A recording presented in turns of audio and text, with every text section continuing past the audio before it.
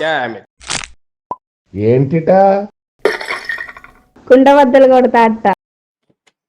నమస్కారం, కుండబద్దల ప్రేక్షకులకి స్వాగతం. నేను గౌతమ్ కాటా. ఈరోజు వైఎస్ జగన్మోహన్ రెడ్డి పొదిలిలో పొగాకు రైతులను పరామర్శించడానికి వెళ్ళిన చోట ఒక పెద్ద అపశృతే జరిగిందనుకోవాలి.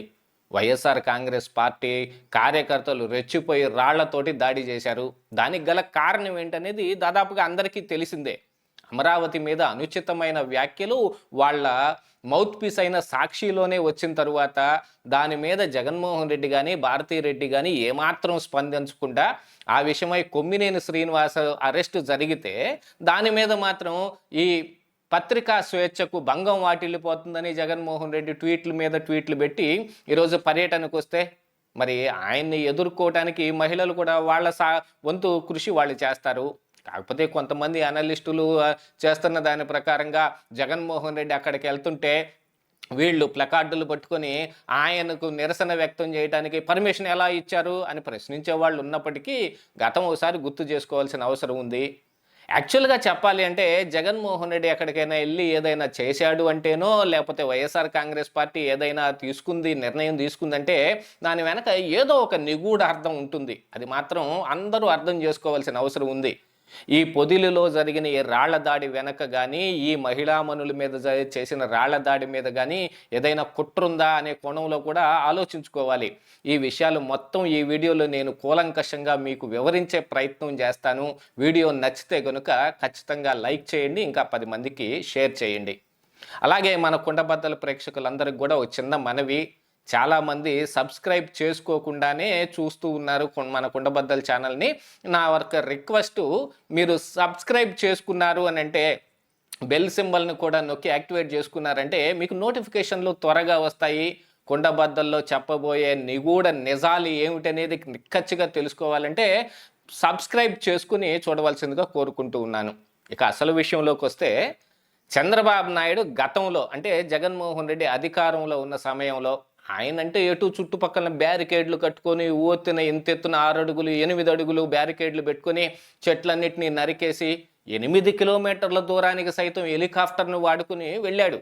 కాకపోతే చంద్రబాబు నాయుడు ప్రజల్లో తిరగటం కోసం ఆయన ఈ ఏదైనా కార్యక్రమం చేపట్టినప్పుడు అంటే ఉదాహరణ కొన్ని అంగళ్ళు వ్యవహారం కావచ్చు, లేకపోతే ఎర్రగొండిపాలెం కావచ్చు, లేకపోతే మిగతా చాట్ల అసలు వీటన్నిటికంటే ముందుగా అమరావతిని చంపేయటానికి జగన్మోహన్ రెడ్డి పెంచుకున్న ద్వేషంతో 3 రాజధానుల అంశం తీసుకొచ్చినప్పుడు అమరావతిలో పర్యటనకి వెళ్తానంటే ఒకవైపు వాళ్ళ మంత్రుల చేత అంటే బొత్స సత్యనారాయణ లాంటి వాళ్ళ చేత, లేకపోతే స్పీకర్ లాంటి వాళ్ళు కూడా తమ స్థాయిని మరిచి మరీ అనుచితమైన వ్యాఖ్యలు చేశారు. ఏముంది అక్కడ శ్మశానం చూసి ఆడడానికి అని ఒకళ్ళంటే దెబ్బల దీవని ఇంకొకళ్ళు అట్లాగా మాట్లాడిన మాటలు జరిగిన అప్పుడు చంద్రబాబు నాయుడు గారు మరి అమరావతిలో పర్యటనకు వెళ్ళినప్పుడు ఆయన బస్సు మీద రాళ్ళేశారు. ఆ విషయమై డీజీపీ ఏం చెప్పాడో కూడా మనం చూసాం. ఇత్యాది వ్యవహారాలన్నీ జరిగిన తర్వాత అసలు చంద్రబాబు నాయుడిని ఇంట్లో నుంచి బయటకు రాకుండా గేట్లకు తాళ్లు కూడా కట్టిన సందర్భాలు కూడా చూసిన తర్వాత ఇప్పుడు జగన్మోహన్ రెడ్డి యథేచ్ఛగా ఎక్కడికి కావాలంటే అక్కడికి వెళ్తూ ఉన్నాడు. ఆంధ్రప్రదేశ్ రాష్ట్రంలో ఆయన ఇవ్వని స్వేచ్ఛ ఆయన బాగానే వాడుకుంటూ ఉన్నాడు. ఇది జగన్మోహన్ రెడ్డి స్పెషాలిటీ. యాక్చువల్గా ఇక్కడ చెప్పుకోవాలి అంటే కనుక ఆయన ఎక్కడికి ఏ కార్యక్రమం పెట్టుకున్నా నిరాఘాటంగానే వెళ్తుంది. కాకపోతే ఆయనే కొన్ని ఎక్కడికి వెళ్ళాలి ఎక్కడికి వెళ్ళకూడదని తెలియకుండా జైళ్ళకు వెళ్ళి పరామర్శించి వాళ్ళు చేసిన పనులన్నింటినీ సమర్థించి, ఉదాహరణకు పిన్నెల్లి రామకృష్ణారెడ్డి ఈవీఎం మిషన్ ఎత్తి నేలకేసి కొట్టి పగలేస్తే అందులో పాము దూరిందని ఒకసారి, అక్కడ అది సరిగా పనిచేయటం లేదని ఒకసారి, ఇలాంటివన్నీ కూడా పిచ్చి కారణాలన్నీ కూడా చెప్పి ఆయన అందరినీ పరామర్శిస్తూ వస్తూ ఉన్నాడు.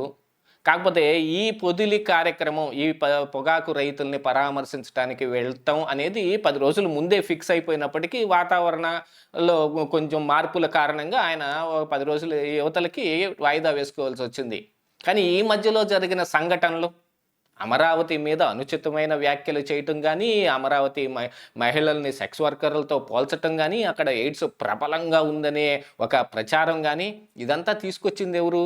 దీని వెనక్కు కూడా ఒక పెద్ద కుట్ర ఉంది. అంటే యాక్చువల్గా ఇప్పుడు ఈ పర్యటన పెట్టుకొని మరి ఇలాంటి ఒక కార్యక్రమాన్ని సాక్షిలో తీసుకొచ్చి దాని తరువాత కంటిన్యూషన్గా సజ్జల రామకృష్ణారెడ్డి ప్రెస్ మీట్ పెట్టి మరి సంకర జాతి ఈ పిశాచాలకి రాక్షసులకి పుట్టిన సంకర తెగిది అనే మాట్లాడిన తర్వాత జగన్మోహన్ రెడ్డికి నిరసన ఎదురవకుండా ఎలా ఉంటుంది? అది ఎక్కడైనా జరిగేదే.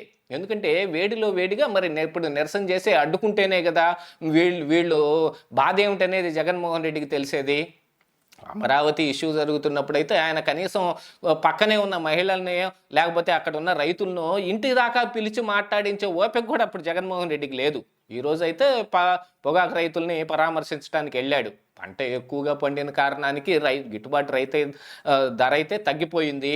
కాకపోతే అక్కడ సిండికేట్లు ఈ వ్యవహారంతో ఇంకా బాగా డౌన్ అవటం అనేది కూడా జరిగింది. అందులో వాస్తవమే ఉన్నప్పటికీ కూడా ఈయన పరామర్శకి వెళ్ళి అక్కడ చేసిన పని ఏమిటి అని అంటే, ఇంతకుముందు మిర్చి రైతుల్ని పరామర్శించడానికి గుంటూరు మిర్చి యార్డ్లో జరిగిన సంఘటన కూడా చూసాం. టిక్కీలు ఈ మిరపకాయలు ఎత్తుకెళ్ళిపోయి మా దొంగ మార్కెట్లో అమ్ముకున్న ఈ వైఎస్ఆర్ కాంగ్రెస్ పార్టీ కార్యకర్తలు కావచ్చు. ఇప్పుడు అలాగనే ఈ కట్టిన చెక్కుల బేళ్ల మీద కూడా ఈ పార్టీ కార్యకర్తలందరూ కాళ్ళేసి తొక్కుకుంటా వెళ్తే ఇంకా ఆ పొగాకేం పనికి వస్తుంది? అది ఆ ఇంగిత జ్ఞానం కూడా లేకుండా మొత్తం వెళ్ళి అక్కడ గొడవ చేశారు. కాకపోతే అక్కడ జగన్మోహన్ రెడ్డికి ఆ బెల్ట్లో బాగా ఫాలోయింగ్ ఉంది. అక్కడ ఎక్కువగా వాళ్ళే గెలుస్తూ ఉంటారు.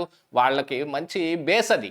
అక్కడే కార్యక్రమం పెట్టుకున్నా మరి నిరసన అయితే రాష్ట్రంలో ఎక్కడైనా తెలియజేసే అవకాశం ఉంది.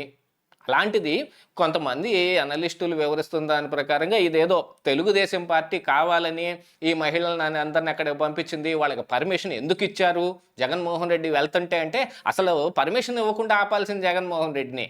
ఎంత అనుచిత వ్యాఖ్యలు చేసిన తరువాత కూడా ఆయన జనాల్లోకి వెళ్ళి ఆయన ఇష్టం వచ్చినట్టు యథేచ్ఛగా మాటలు మాట్లాడుతూ ఆయన చేయాల్సిన పనులన్నీ చేస్తూ ఉంటే చేతులు ముడుచుకొని కూర్చొని ఉండాలా ప్రభుత్వం అనేది? లేకపోతే ఇందులో ఉన్నది మాత్రం పార్టీలు వీళ్ళ అభివృద్ధి కూడా కాదా? కానీ అక్కడ మహిళలు అందరూ వచ్చి నిరసన వ్యక్తం చేస్తుంటే రాళ్ల దాడి జరిగింది. అది వాస్తవంగా కనిపిస్తుంది. ఒక డిఎస్పీకి తలకాయ కూడా పగిలింది. ఆ విజువల్స్ అన్నీ కూడా ఇప్పుడు మీడియాలో ప్రబలంగా కనపడతానే ఉన్నాయి. కాకపోతే ఇందుకు అసలు దాడి జరగటానికి మెయిన్ కారణం జగన్ క్యాన్వాయ్ మీద చెప్పులు దాడి చేశారు, రాళ్ల దాడి చేశారు అనేది ఇది కొంచెం వివాదాస్పదంగానే కనిపిస్తూ ఉంది.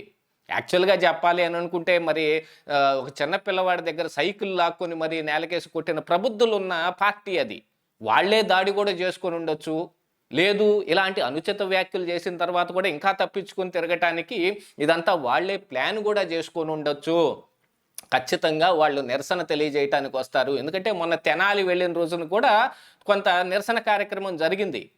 అక్కడ జరగంది ఇక్కడే ఎందుకు జరిగింది రాళ్ల దాడి అని అంటే వీళ్ళు తెలుగుదేశం ప్రోత్సహిస్తోంది అని మాట్లాడే వాళ్ళు కొంతమంది ఉండొచ్చేమో. కానీ మరి తెనాలిలో కూడా జరిగిన ఆ నిరసన ఇక్కడ కూడా జరిగే అవకాశం ఉంటుంది కదా ఖచ్చితంగా.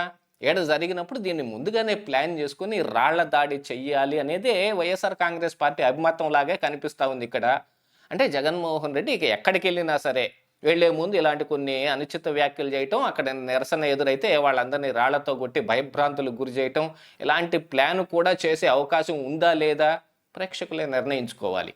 ఇదే ఈరోజు కుండబద్దలు.